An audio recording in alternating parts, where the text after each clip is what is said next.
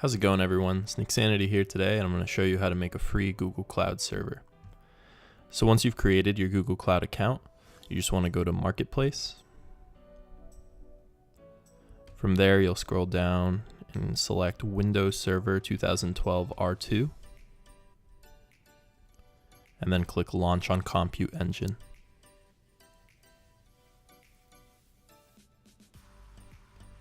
Alright, so within here, I usually select Northern Virginia, but you can select any area you want. And then for CPUs, once you've verified your billing, the max you can do is 16 unless you get any kind of expansion. So I typically choose this one down here with 104 gigabytes of RAM. And then I select the firewall options to allow HTTP and HTTPS traffic, and then hit create. Alright, so this is going to take a while to load up. You usually want to give it about 5 minutes before you try to generate the password for it. So I'll get back to you guys when it's done.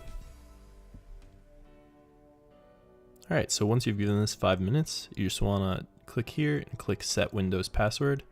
I'm going to skip to the password section.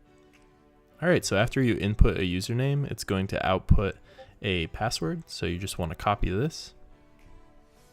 And now you go to your remote desktop client of choice. For Mac, there's one within the App Store called Microsoft Remote Desktop. You're going to want to add a desktop. So this right here is the IP address that they provide here. So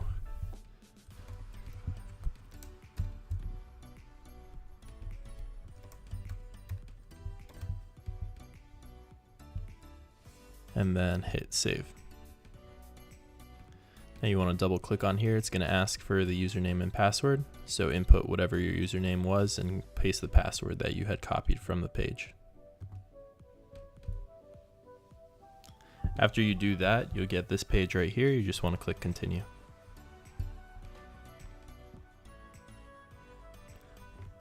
Alright, once the server loads up, you'll be prompted to choose within the network. You just want to select yes or no, it doesn't matter.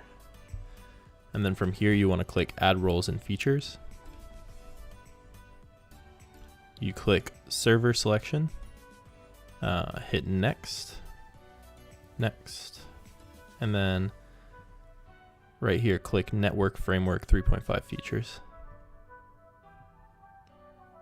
and hit Install.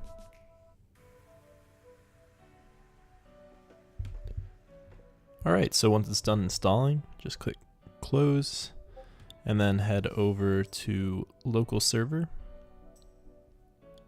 and then go to IE Enhanced Security Configuration. You just want to change these to off. Alright, so that finishes up this video. Make sure to comment, rate, and subscribe. Thanks.